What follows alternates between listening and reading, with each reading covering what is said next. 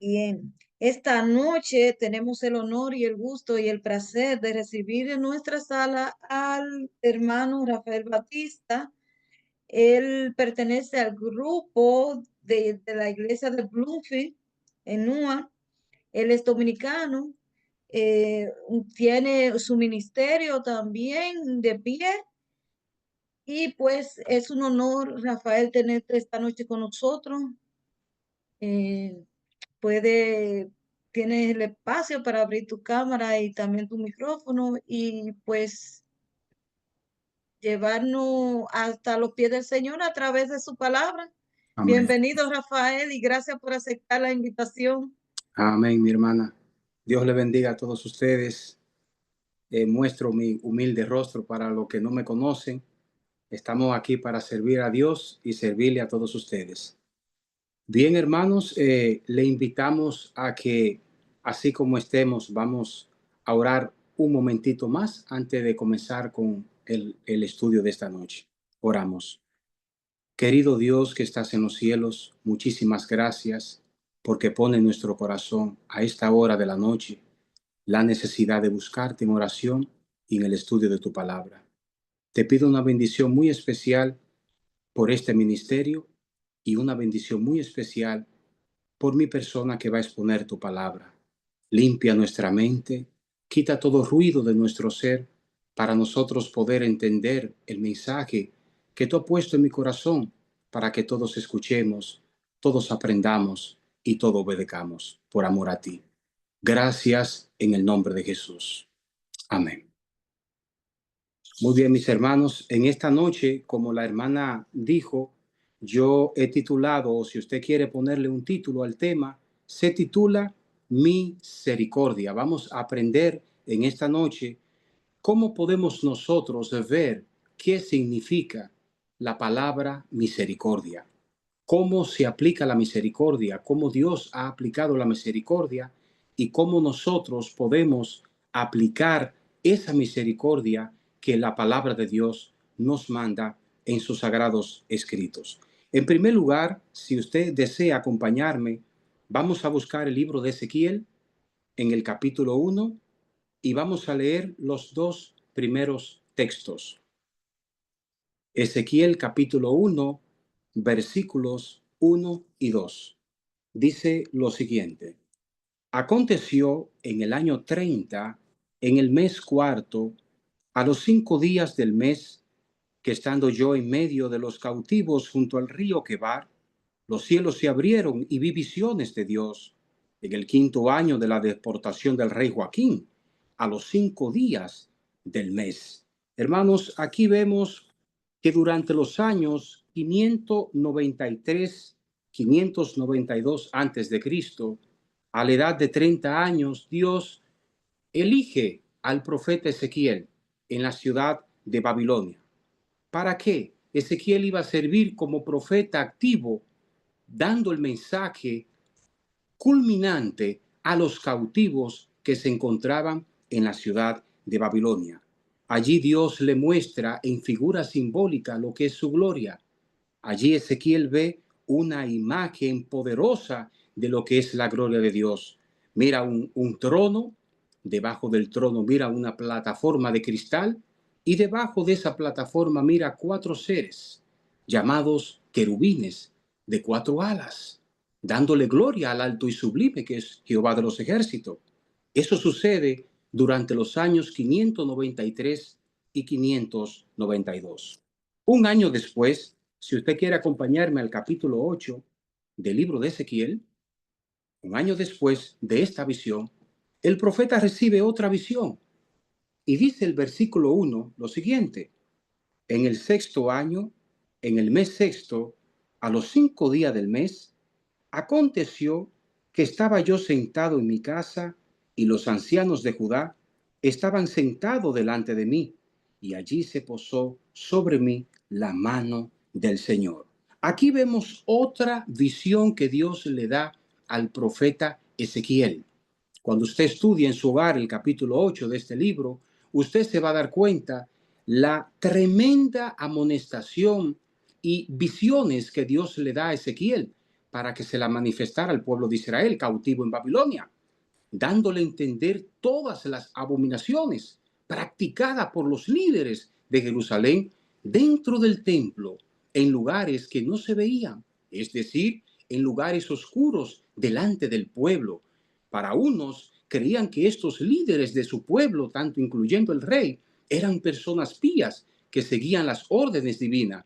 Pero aquí el Altísimo le muestra al profeta Ezequiel las grandes abominaciones y pecados de idolatrías y de imágenes, adorando al dios Tamuz y haciendo muchas atrocidades dentro del pueblo de Dios, especialmente dentro del templo, donde supuestamente para la mente de ellos y para nosotros, que no es supuestamente sino una realidad, habitaba la presencia de Dios.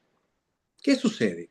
En el capítulo 11, si usted quiere acompañarme también a este texto, capítulo 11 de Ezequiel, en los versos 22 y 23, miren lo que sucede. Después alzaron los querubines, Ezequiel está viendo la visión, sus alas y las ruedas en pos de ellos, y la gloria del Dios de Israel estaba sobre ellos. Y la gloria de Jehová se elevó de en medio de la ciudad y se puso sobre el monte que está al oriente de la ciudad.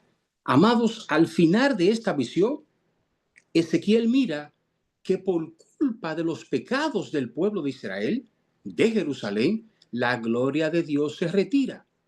La gloria de Dios deja su casa vacía. Es lamentable que 600 años después, Cristo en el año 31 repite la misma acción. El maestro, la última vez que pisa el templo, le dice al pueblo, vuestra casa os he dejada desierta. Y sale del templo. El texto de Ezequiel dice que la gloria de Dios se fue de la ciudad, se fue del templo y se fue al monte que está al oriente de la ciudad. Y si usted se pone a ver el mapa tipográfico de la Jerusalén actual, usted se dará cuenta que en medio de la antigua Jerusalén y entre el monte de los olivos hay una profundidad rocosa llamada el Valle de Cedrón. Del lado izquierdo, viendo el mapa hacia el norte, de frente nuestro, del lado izquierdo, que es el occidente, estaba el templo encima del monte conocido como el Monte Moriah. Frente al templo, que era la puerta principal del templo, le daba frente al monte de los olivos. Ese monte, que la Biblia dice que estaba al oriente de la ciudad de Jerusalén, es el mismo monte de los olivos cuando Cristo abandona el templo y se dirige al monte de los olivos, donde los discípulos le hicieron la pregunta acerca del tiempo del fin. ¿Qué sucede? La gloria de Dios se retira de su nación. Ahora vamos a ver por qué razón, qué bases bíblicas nosotros podemos ver por qué Dios retira su gloria de la ciudad de Jerusalén. Vamos a buscar el libro de Segunda de Crónicas, si me pueden acompañar allí, Segunda de Crónicas, y vamos a ver en el capítulo 36 de Segunda de Crónicas, versículo 15. Segunda de Crónicas, capítulo 36, versículo 15. Miren cómo dice la palabra de Dios. Y Jehová, el Dios de sus padres, envió constantemente palabras a ellos por medio de sus mensajeros, porque él tenía misericordia de su pueblo y de su habitación. Versículo 16. Mas ellos hacían escarnio de los mensajeros de Dios, menospreciaban sus palabras, se burlaban de sus profetas, hasta que subió la ira de Jehová contra su pueblo y no hubo ya más remedio.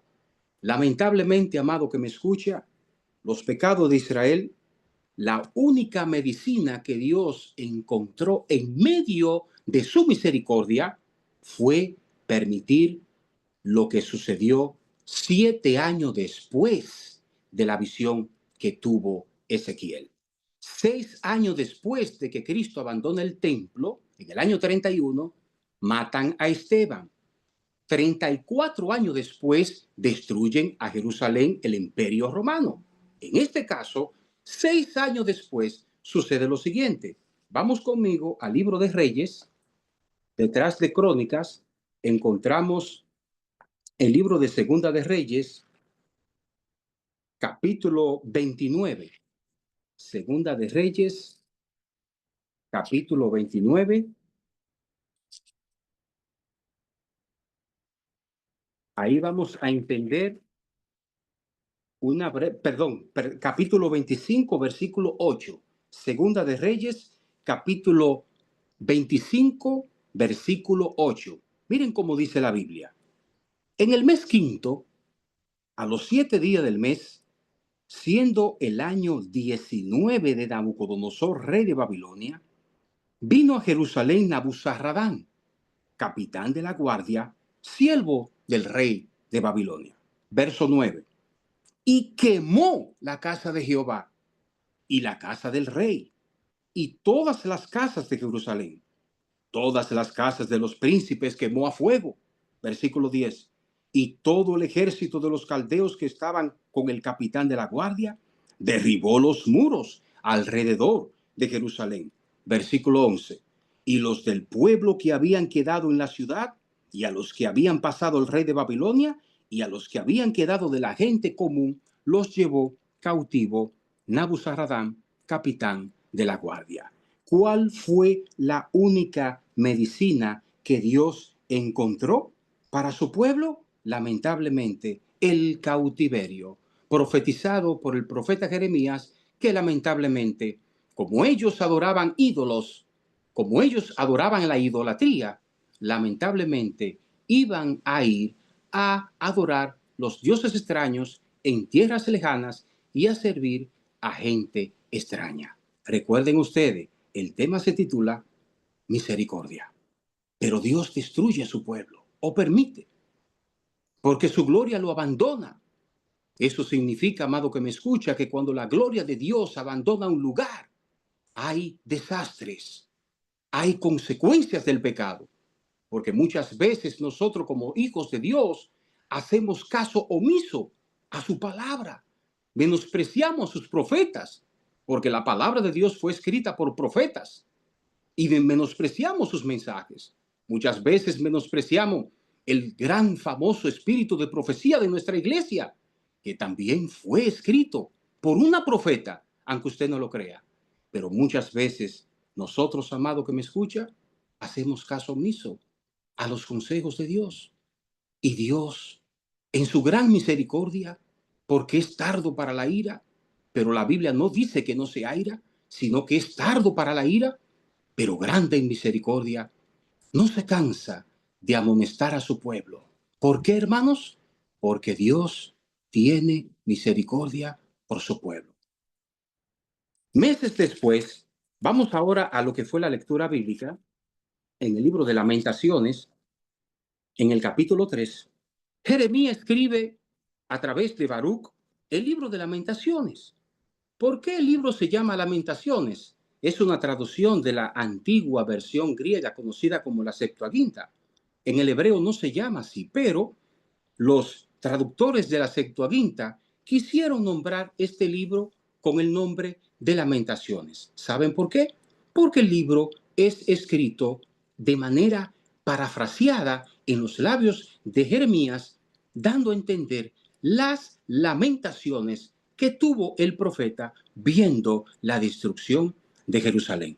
Fue el profeta contemporáneo de Ezequiel, profeta contemporáneo del profeta Daniel, pero fue el profeta contemporáneo que vio con sus ojos la destrucción de la antigua Jerusalén. Y allí el profeta, contemplando la vasta destrucción del imperio babilónico hacia el reino de Jerusalén, llevándose cautivo al rey Sedequías, donde años más tarde muere preso en Babilonia, allí el profeta Jeremías dice: aunque has destruido la ciudad, oh Dios, por la misericordia de Jehová, dice Jeremías, no hemos sido consumidos, porque nunca decayeron sus misericordias. Versículo 23 del capítulo 3. Nuevas son cada mañana.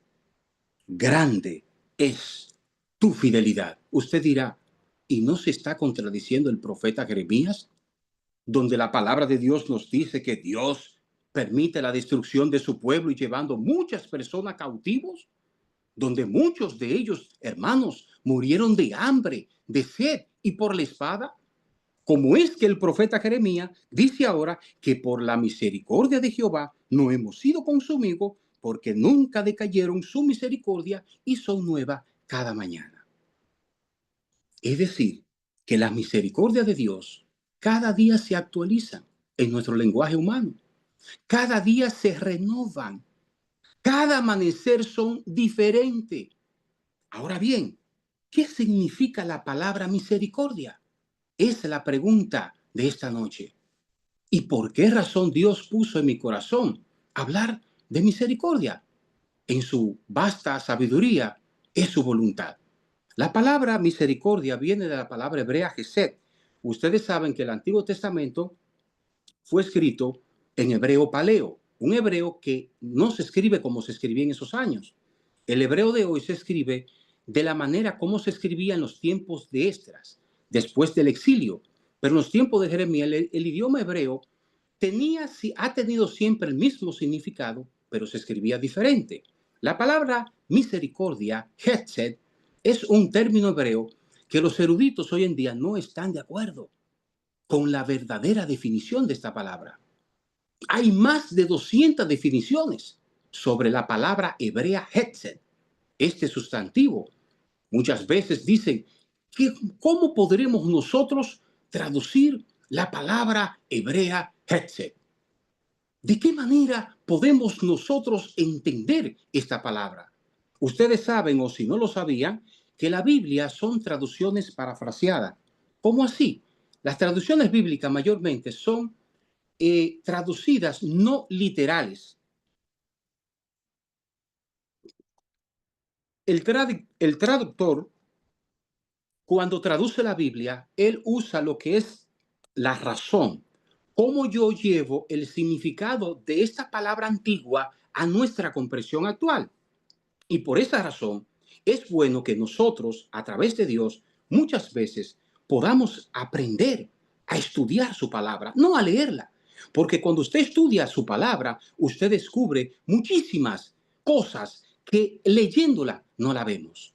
¿Por qué digo esto? Porque la mayoría de eruditos dicen que Hesed se pudiera traducir como amor divino. Es decir, que la traducción pudiera decir, por el amor divino de Jehová no hemos sido consumidos. Versículo 2. Nuevo es cada mañana el amor divino de Dios. Pero hay otros eruditos y traductores de la Biblia que la han traducido como está en la Reina Valera, como misericordia. ¿Saben por qué, hermanos? Porque la palabra Hesed en la mente judía, el significado era el siguiente: conocer la necesidad de tu prójimo y suplirla. ¿Entendieron? Es decir, Hesed tiene que ver que Dios conoce tus necesidades y las suple. Por esa razón, mayormente la palabra Hesed se traduce como misericordia. Vamos a ir al libro de Salmos, el capítulo 136, y vamos a leer por lo menos dos versos. Capítulo 136 del libro de los Salmos. Miren cómo escribió el salmista. Alabad a Jehová, porque Él es bueno, porque para siempre es que su misericordia. Versículo 2. Alabad al Dios de los dioses, porque para siempre es que su misericordia. Versículo 3. Alabad al Señor de los señores. ¿Por qué? Porque para siempre es que Hesed. Es decir, para unos, para siempre es su amor divino, para otros, para siempre son sus misericordias. ¿Qué son para siempre? Ese carácter tan hermoso del Padre, del Hijo y del Espíritu Santo, que cuando sabe cuáles son tus necesidades, la suple. Esa es la palabra Hesed. Eso es lo que Jeremías quiso dar a entender. Viendo la ciudad devastada, dijo el profeta, por esa misericordia que nunca muere, que cada mañana son, yo vivo y todavía existe un remanente de su pueblo. Porque si no hubiese sido por la misericordia de Dios, amado que me escucha, no hubiese quedado ni un descendiente de la nación judía. Ahí se entiende el por qué, a través de la inspiración del Espíritu Santo, el profeta dice, por tus misericordias no hemos sido consumidos. Dios conocía la necesidad espiritual de su pueblo, pero Dios siempre tiene un remanente.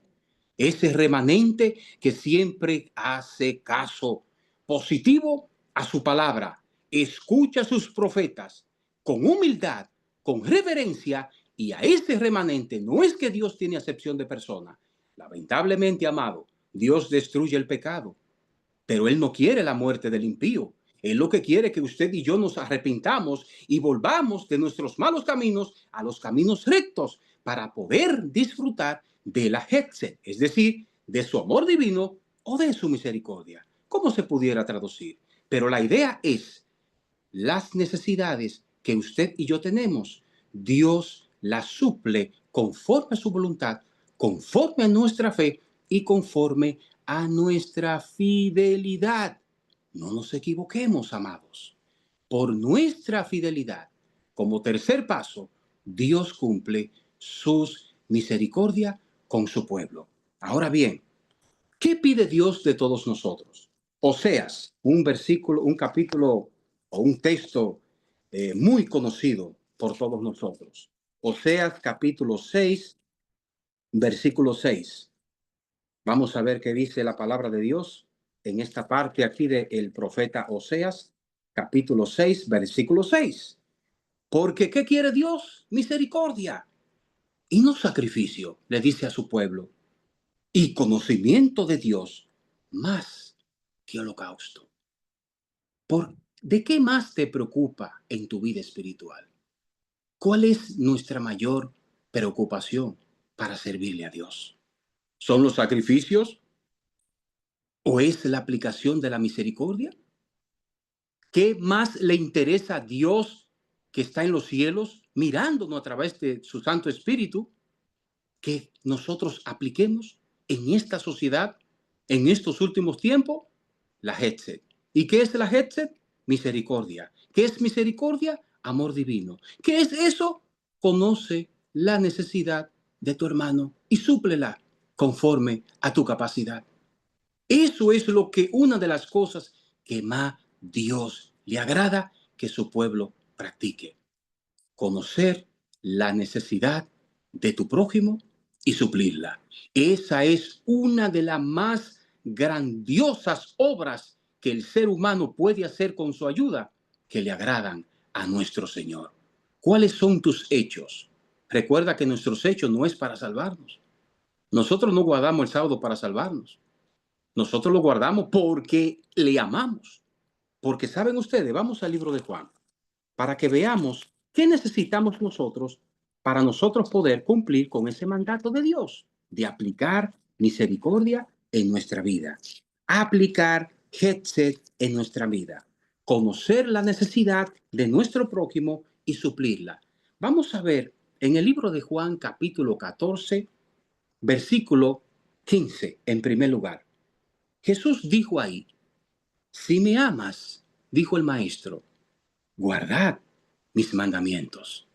Pero es interesante que en el griego el verbo guardar no está en imperativo. Lamentablemente, la traducción de Reina Valera, que fue Casiodoro de Reina quien la tradujo, nos dice que el maestro dijo que guardemos su ley. Pero el texto griego no dice guarda. El maestro lo que dice es, si tú me amas, estarás guardando mis mandamientos. Es decir, el fruto de tu amor hacia mí es guardar mis mandamientos. No, el Señor, hermanos, no nos impone a hacer las cosas. Él no puede porque Él no es así. Él nos creó con libre albedrío. No es una obligación impuesta por Dios que usted aplique misericordia y justicia. Es un fruto porque le amamos. Y es increíble amada hermana que me invitó a esta prédica, que la lección de esta semana habla de eso. Y yo me sorprendí que el jueves yo le escribí, bueno, yo predicaré lo que Dios me ponga en mi corazón. Y cuando estudio la lección de hoy, la lección de ayer, la lección, bueno, Señor, pues, no puede negar que tú dirigiste este tema. Porque es lo mismo que está estudiando tu pueblo adventista en el mundo entero. ¿Cómo demostrar el amor? ¿Cómo tú demuestras el amor al Padre, al Hijo, al Espíritu Santo y a tu prójimo? Conociendo sus necesidades y supliéndoselas. Esa es la verdadera religión, amado. La verdadera religión no consiste en que el hermano usa pantalón y que la hermana usa falda corta, o que el hermano tiene un carro del año, que el hermanito tiene una bicicleta. No, hermanos. La religión verdadera es la que nace del corazón del amor aplicando misericordia. El maestro dijo, si tú me amas, estarás guardando mis mandamientos. Es decir, yo veré la realidad de tu amor a través de los hechos que tú haces, no para salvarte, sino porque el que ama lo demuestra. No le diga a un hermano en la iglesia, yo le amo, si usted no se lo demuestra, hermano. No, hermanos. La religión nace de aquí adentro, del espíritu. Por esa razón, Dios destruyó a Jerusalén. Y Dios destruyó a Jerusalén en el año 70. El maestro, literalmente el deseado de todas las gentes, abandona el templo, se va al monte de los olivos. 6 años después mata a Esteban y 34 años destruyen a la nación. ¿Saben por qué? No es porque Dios es malo. Es que Dios destruye el pecado. Por su misericordia, Él nos soporta. Porque nosotros y el pueblo antiguo llevaban una religión vacía. Como dice Pablo, guardaban la letra, no el espíritu. El maestro dice, si tú me amas, amado que me escucha, tú estarás haciendo lo que yo digo.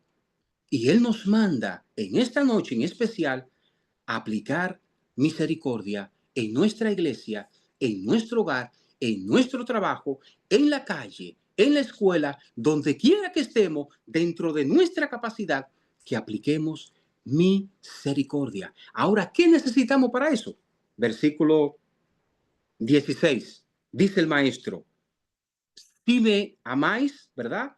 Estarás guardando mis mandamientos y yo rogaré al Padre. La traducción debiera ser, es una palabra griega que en mi país es una mala palabra, por eso me siento incómodo cada vez que hablo de ese texto, decir cómo se pronuncia, pero lo que el maestro dice, entonces yo rogaré al Padre. ¿Entienden? No es lo mismo usted decir y yo, no, no. El maestro dice, si tú me amas, tú estarás guardando mi mandamiento, entonces, es decir, como resultado, es decir, el fruto del amor es las obras. Como resultado de la obediencia, entonces yo rogaré al Padre. ¿Para qué? Rogaré al Padre y os dará otro consolador. ¿Por qué otro? Otra persona divina como Jesús, para que esté con ustedes para siempre. Amado, la gran necesidad del mundo, hasta de nosotros, hoy en día, ¿saben ustedes cuál es? La necesidad de Jesucristo en el corazón. La necesidad espiritual. No vaya usted a pensar, oh, ese hermano que invitaron nos está pidiendo que si el hermano le hacen falta $100, yo nada más tengo 20, que busque de... No, no, hermanos. La mejor y mayor necesidad de usted y mía es Cristo Jesús. Y el maestro nos dice, si tú le amas, si yo le amo, estaremos supliendo esa necesidad al mundo. ¿Cuál? Jesucristo. Ahora bien, a través de su Santo Espíritu. Porque si usted y yo pretendemos suplir esa necesidad espiritual sin la ayuda del Espíritu Santo, tus palabras y mis palabras serán como cántaro que resuena, como una guitarra desentonada, como un piano con teclas fallidas. Es decir, no tendrán poder nuestras palabras. Cuando usted le diga a una persona, Cristo te ama, sin el poder y la unción del Espíritu Santo, esas palabras no caerán en el corazón y no harán el efecto que Dios quiere que haga en el corazón de la persona. Como un predicador explica la palabra de Dios, si el Espíritu Santo no me acompaña, de nada sirven mis palabras. Porque la verdadera misericordia tiene que ir acompañada de la unción de la tercera persona del Espíritu Santo. Por eso, amados, tenemos en primer lugar, coincidencia, no, providencia divina. La lección de esta semana dice, Él nos amó primero, nosotros también, ¿qué? Amarlo a Él. ¿Cómo? Obedeciéndole. ¿Cómo? Supliendo la necesidad espiritual que el mundo hoy en día, hermanos, está necesitando. Y usted dirá, hermano, ¿y qué autoridad tendrá este hermano que no lo conocemos, este dominicano hablando raro, ¿verdad? Tal vez, de decir de que hasta nosotros en la iglesia necesitamos a Cristo. Si yo soy bautizado en la iglesia, ¿cuántos años? Y soy diácono, soy anciano, soy... Hermanos, muchas veces creemos, yo mismo me he puesto a pensar, porque esto es para mí, hermanos, que ¿estoy yo viviendo la vida cristiana que Dios pide? ¿O estoy yo viviendo la letra de la religión y no el espíritu? Por esa razón, tenemos que llenarnos de nuestra gran necesidad de nuestro Señor Jesucristo. Que nosotros todos los días de nuestra vida analicemos nuestra vida. ¿Qué nos hace falta en nuestra vida espiritual? Y vamos a la fuente de poder. ¿Y qué le hace falta a mi hermano de la iglesia? ¿Qué le hace falta al hermano no de la iglesia, especialmente a ellos? No quisiera que me malinterpreten. ¿Qué necesidad espiritual tienen? ¿Le habla usted de Cristo a la persona? Cuando usted sale al mall a comprar su alimento, sus ropas, habla usted por lo menos a una persona, hermano, Cristo viene pronto y Él le ama. ¿Aplica usted misericordia con su prójimo? En esta noche, el devocional y el mensaje es, amado que me escucha, si me amas, practica misericordia. Entonces yo te daré el Espíritu Santo para que tu mensaje lleve el poder del cielo. Dios nos bendiga. Eso fue todo por esta noche y espero que con la ayuda de Dios me ayude a mí y nos ayude a cada uno de nosotros a entender la misericordia de Dios en nuestra esfera humana, porque divinamente no podemos entenderla, aplicarla en nuestra vida y también aplicarla a nuestro hermano prójimo. Dios nos bendiga. Amén, amén. Amén. Gracias al Espíritu Santo y gracias, Rafael, por Amén, dejarte amén. usar para este grandioso mensaje. Así que, Rafael, te damos la oportunidad para que tú nos despidas con una oración. Ok. Gracias te damos en esta noche una vez más, Señor, porque tu palabra nos enseña con amor eterno las cosas que tú pides que hagamos. Te pongo en tus manos en esta noche a cada hermano que pudo escuchar tu mensaje. Te pongo en tus manos este ministerio de la hermana. Dale poder del cielo para que este ministerio pueda cumplir los objetivos del cielo. También te pongo en tus manos cada necesidad de la que se mencionó al principio. Cada hermano que necesita tanto cosas materiales como cosas espirituales, cosas físicas de salud. A cada uno de ellos suple sus necesidades como tú eres misericordioso, conforme a tu voluntad. Que nosotros como tus hijos y como tu pueblo podamos creer en ti, podamos amarte, podamos obedecerte y dando a entender la necesidad al mundo de que todos nosotros necesitamos a nuestro Señor Jesucristo. Muchísimas gracias por escucharnos. Todo esto te lo pido en el nombre de Jesús. Amén, Señor. Amén. Amén. Gracias, mis hermanos.